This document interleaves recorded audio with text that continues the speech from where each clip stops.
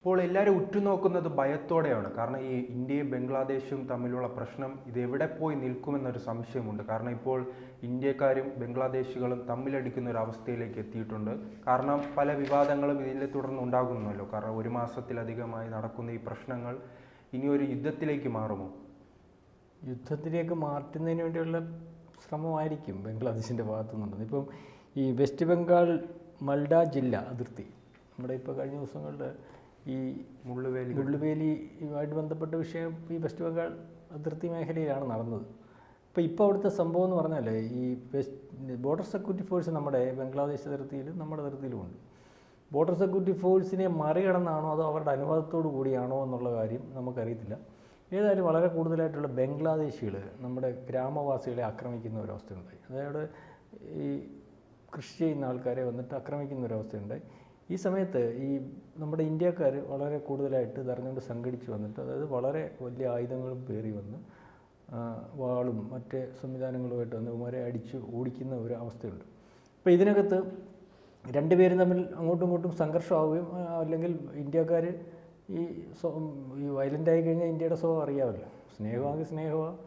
ഈ വയലൻ്റായി കഴിഞ്ഞാൽ പിന്നെ നമ്മുടെ ഈ രാജ്യത്തിനകത്ത് നമ്മുടെ നാട്ടുകാരുടെ ഒരു പ്രത്യേകത അതാണ്. ലോകത്ത് ഒരു രാജ്യത്തിനും നമ്മുടെ നാട്ടിൽ കയറി അവരെല്ലാം വിചാരിക്കുന്നത് ഈ നാട് വിവിധ സംസ്കാരത്തിൻ്റെ ഭാഗമാണ്, വിവിധ ഭാഷയുടെ ഭാഗമാണ്, അല്ല ഈ ഒത്തിരി ജാതികളുണ്ട്, ഇവരെല്ലാം വ്യത്യസ്തമായിട്ടുള്ള ഭക്ഷണം കഴിക്കുന്നു, സംസാരിക്കുന്നു, പല സംസ്കാരങ്ങളുടെ ഭാഗമാകുന്നു. പക്ഷേ ഇന്ത്യ എന്നുള്ളൊരു വികാരം വരുമ്പോൾ ഇവർക്കൊന്നും മനസ്സിലാവാത്തതുകൊണ്ട് ഇവരെല്ലാം കൂടെ ആ സമയത്ത് അതിനെതിരെ വരുന്ന വികാരത്തിന് ഒരുമിച്ച് നിന്നിട്ട് ഇന്ത്യയെ സംരക്ഷിക്കുന്ന ഒരു രീതിയുണ്ട്. അതുകൊണ്ട് തന്നെയാണ് പല ഘട്ടങ്ങളിലും പല സമയങ്ങളിലും അല്ലെങ്കിൽ സ്വാതന്ത്ര്യം നേടിയെടുക്കുന്നതിന് ഒരു കാരണമായിട്ടുണ്ട്. ഇത്രയും വിഭജിച്ച് കൊണ്ടുപോകാൻ നോക്കിയിട്ടും തിരിച്ച് നമ്മുടെ സ്വാതന്ത്ര്യം നേടിയെടുക്കുന്നു. അതിനുശേഷം സ്വാതന്ത്ര്യാനന്തരം നമ്മളെ വിഭജിക്കാൻ ഒരു വട്ടം കഴിഞ്ഞു. അതിനുശേഷം പല ഘട്ടങ്ങളിലും ഇന്ത്യക്കകത്ത് പ്രശ്നങ്ങളുണ്ടാകാൻ നോക്കുമ്പോഴെല്ലാം ഇതിനെ അതിജീവിക്കുന്നത് ജനങ്ങളാണ്. അപ്പോൾ ഈ പ്രശ്നവും ബംഗ്ലാദേശ്, ഞാനീ പറയാൻ കാര്യം, ബംഗ്ലാദേശ് നമ്മുടെ ശത്രുരാജ്യമല്ലായിരുന്നു. ഈ പറയുന്ന പശ്ചിമ ബംഗാൾ എന്ന് പറയുന്ന സ്ഥലവും ഈ ബംഗ്ലാദേശും തമ്മിൽ ഈ പറയുന്ന സഹോദരന്മാരായിട്ടാണ് നിൽക്കുന്നത്. നമ്മൾ ചൈനക്കാരനെ കാണുന്നത് പോലെയും പാകിസ്ഥാനിയെ കാണുന്നത് പോലെ, അല്ലെ അവനെ കൈകാര്യം ചെയ്ത പോലെ ഇവനെ കൈകാര്യം ചെയ്തിട്ടും, അല്ലെങ്കിൽ ഇവന് നമ്മുടെ കയ്യിൽ നിന്ന് കൂലി കിട്ടിയ ഒരു രീതിയില്ല. മറ്റേ ചൈനക്കാരനറിയാം ഇന്ത്യ അടുത്ത് വഷളായാലും ഇന്ത്യയുടെ പ്രശ്നവും ഇന്ത്യ പട്ടാളത്തിൻ്റെ സ്വഭാവം പാകിസ്ഥാൻ വളരെ കൃത്യമായിട്ട് അറിയും.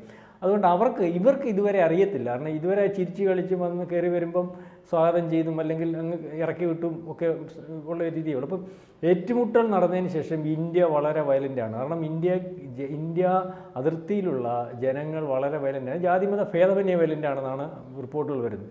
അത് അടിച്ചോടിക്കുന്നു. പക്ഷേ ഇതിനകത്തൊരു കാര്യം ഒളിഞ്ഞിരിക്കുന്നതുകൊണ്ട് നമ്മൾ സംശയിക്കേണ്ടിയിരിക്കുന്നു. കാരണം ഇപ്പോൾ ബംഗ്ലാദേശിലൊരു കലാപം ഉരുത്തിരിഞ്ഞിട്ട് നിൽക്കുകയാണ്. ഈ കലാപം വിജയിപ്പിച്ചേക്കുന്നത് എങ്ങനെയാണ്? ഇതുപോലെ കുറേ വിവരമില്ലാത്ത ആൾക്കാർ കൂടുന്നു, വടിയെടുക്കുന്നു, അല്ലെങ്കിൽ അടിയുണ്ടാക്കുന്നു, കാണുന്നതെല്ലാം തല്ലിപ്പൊട്ടിക്കുന്നു. ആ കാണുന്നതെല്ലാം തല്ലിപ്പൊട്ടിക്കുന്നതിനകത്ത് പട്ടാളവും പോലീസും ഒരുപക്ഷെ മനഃപൂർവ്വം മാറിയുന്നതുകൊണ്ട് ഉപരിയായിരിക്കുന്ന പോലീസ് സ്റ്റേഷനിൽ കയറാൻ പറ്റുന്നു.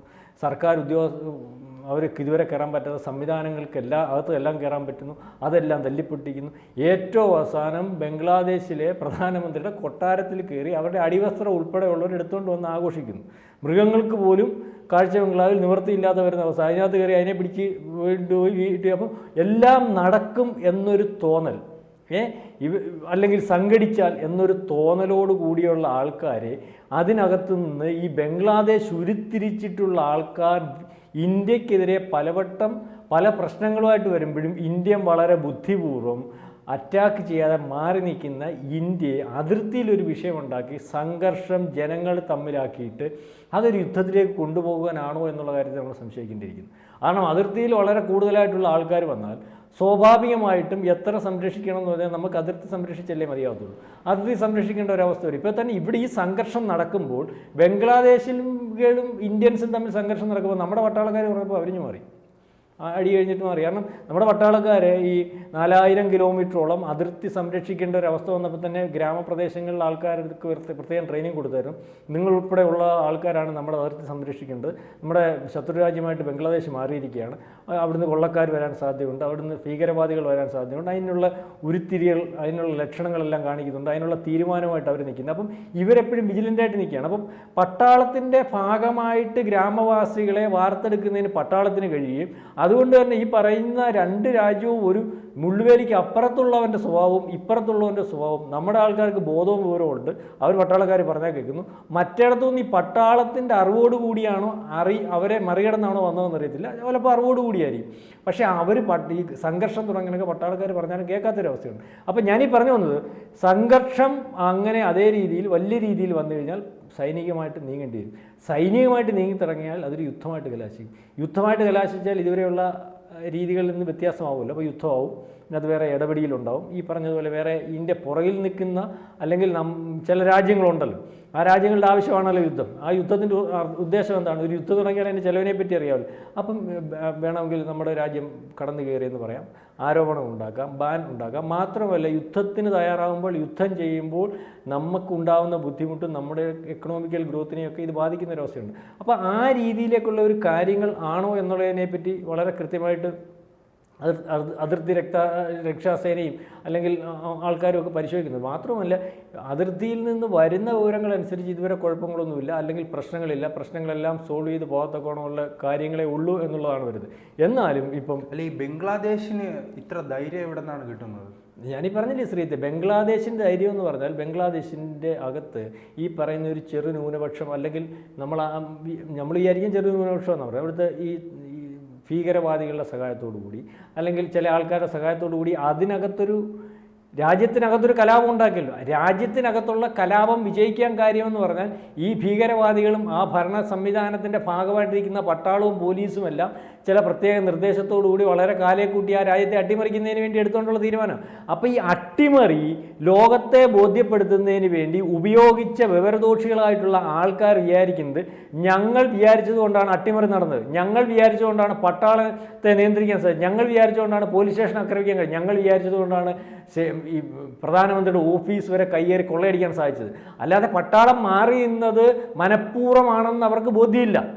അവരെ ഇളക്കി വിട്ടിട്ട് പട്ടാളം മാറി നിന്ന് കൊടുക്കുകയും ഈ ഹസീനെ അവിടുന്ന് ഒഴിവാക്കേണ്ടതുമായിട്ടുള്ള ഒരു തീരുമാനത്തിൻ്റെ പുറത്താണ് നടന്നത്. അപ്പം ആ തീരുമാനം അവർ ഉണ്ടാക്കിയെടുത്താണ്. ഇല്ല മുതലയുടെ വായിലിരിക്കുന്ന ഈച്ചയുടെ വിചാരം പോലെ ഈ മുതലയുടെ വായിൽ നമ്മൾ നോക്കിക്കഴിഞ്ഞാൽ ഈ ഈച്ചകളുണ്ടാവും. അപ്പോൾ അതിൻ്റെ അവശിഷ്ടങ്ങൾ കഴിക്കുന്നതിന് വേണ്ടി. അപ്പോൾ ഈ മുതല ജന്തുക്കളെയൊക്കെ പിടിക്കും, പോത്തിനെ പിടിക്കും അല്ലെങ്കിൽ കാളെ പിടിക്കും. അപ്പോൾ പോത്തിനെ പിടിച്ചു കഴിഞ്ഞപ്പം ഒരു ഈച്ച വേറെ അടുത്ത് പറഞ്ഞാൽ ഞാനും മുതലേച്ചനോട് ഈച്ചയെ പിടിച്ചെന്ന് പറഞ്ഞല്ലോ. ഇപ്പോൾ ഈ ബംഗ്ലാദേശികൾ ഇവിടെ ഈ കലാപത്തിന് തയ്യാറായി നിന്ന സാധാരണക്കാരായിട്ടുള്ള അല്ലെങ്കിൽ ഈ പറയുന്ന എന്തിനു വേണ്ടിയാ കലാപമെന്ന് പോലും കൃത്യമായിട്ട് അറിയാൻ വയ്യാത്ത ഉപയോഗിച്ച ആൾക്കാരുടെ ഇപ്പോഴത്തെ അവരുടെ വിചാരം എന്ന് പറഞ്ഞാൽ അവരുടെ ശക്തിയിലാണ് ഒരു രാജ്യത്തെ പ്രധാനമന്ത്രിയെ ഉൾപ്പെടെ ഓടിക്കാനും അവരുടെ ശക്തിയിൽ ആ രാജ്യത്തെ അവരുടെ വരുതിക്ക് നിർത്താനും സാധിച്ചതാണ്. അപ്പം അവരെ ഉരുത്തിരിച്ചിട്ടുള്ളവർ ഇപ്പോഴും അവരുടെ പുറകിലുണ്ടല്ലോ. അവരുടെ ലക്ഷ്യം പൂർണ്ണമല്ലല്ലോ. അവരുടെ ലക്ഷ്യം എന്ന് പറഞ്ഞാൽ ഇന്ത്യയുമായിട്ടൊരു യുദ്ധമാണ് അല്ലെങ്കിൽ ഇന്ത്യയുമായിട്ടുള്ള സംഘർഷമാണ്. ആ സംഘർഷത്തിന് പല ഘട്ടങ്ങളിൽ പല രീതിയിൽ പ്രകോപനം ഉണ്ടാക്കാൻ ശ്രമിച്ചിട്ട് നടക്കാതെ പോകുന്നു. അപ്പോൾ ഏറ്റവും അവസാനം അതിർത്തിയിൽ സംഘർഷം ഉണ്ടാക്കുന്നതിന് വേണ്ടി ഇവരെ ഇളക്കി വിട്ടാൽ ഇവിടെ ഇന്ത്യൻസും ബംഗ്ലാദേശികളും തമ്മിൽ സംഘർഷമുണ്ടായാൽ ആ സംഘർഷം ഒരു യുദ്ധത്തിലേക്ക് കൊണ്ടെത്തിക്കാൻ സാധിക്കുമെന്നുള്ള വ്യാജേനയുള്ള വരവാണോ എന്നുള്ളതിനെപ്പറ്റി നമ്മൾ സംശയിക്കേണ്ടതായിട്ടുണ്ട്. അല്ലാതെ ഇതുവരെ ഇല്ലാത്തോളം കൃഷിസ്ഥലങ്ങളിൽ കയറി അല്ലെങ്കിൽ കൃഷി സാധനങ്ങൾ മോഷ്ടിക്കേണ്ട ഒരവസ്ഥ ബംഗ്ലാദേശികൾക്കുണ്ടോ എന്ന് നമ്മൾ സംശയിക്കേണ്ടിയിരിക്കുന്നു. പിന്നെ വേറെ കാര്യം കൂടെ ചിന്തിക്കാം, പട്ടിണി കിടക്കുക, ചിലപ്പോൾ കൃഷി സാധനങ്ങൾ മോഷ്ടിച്ചുകൊണ്ട് പോകാൻ വന്നതായിരിക്കും. ഏതായാലും വളരെ കൃത്യമായി നിരീക്ഷിച്ച് മുന്നോട്ട് പോകുന്ന ഒരവസ്ഥയുണ്ട്. പട്ടാളം വളരെ വിജിലൻ്റാണ്. വേലി കെട്ടി തിരിക്കുന്നതിന് വേണ്ടി എല്ലാമുള്ള കാര്യങ്ങൾ വളരെ കൃത്യമായിട്ട് നടക്കുന്നുണ്ട്. ഏതായാലും ഇപ്പോൾ അതിർത്തിയിൽ സംഘർഷം അതിരൂക്ഷമാണ്. ബംഗ്ലാദേശികളെ അടിച്ചോടിച്ചിരിക്കുകയാണ് ഇന്ത്യൻസ്. ഇന്ത്യയും ബംഗ്ലാദേശ് പട്ടാളവും തമ്മിൽ യുദ്ധം നടക്കുന്നതിന് പകരം ബംഗ്ലാദേശികളും ഇന്ത്യൻസും തമ്മിൽ പശ്ചിമ ബംഗാൾ അതിർത്തിയിൽ രൂക്ഷമായ പോരാട്ടം നടന്നിരിക്കുകയാണ്.